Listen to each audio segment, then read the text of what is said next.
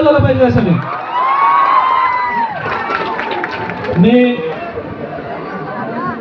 या गावच्या सरपंच आणि उपसरपंच यांना मी इथे आमंत्रित करतो की आपल्या या आदिवासींची सान साक्षी पागी आणि वरठा साहेबांना पुष्पगुच्छ आणि शाल देऊन त्यांचा सन्मान करायचा आहे. असा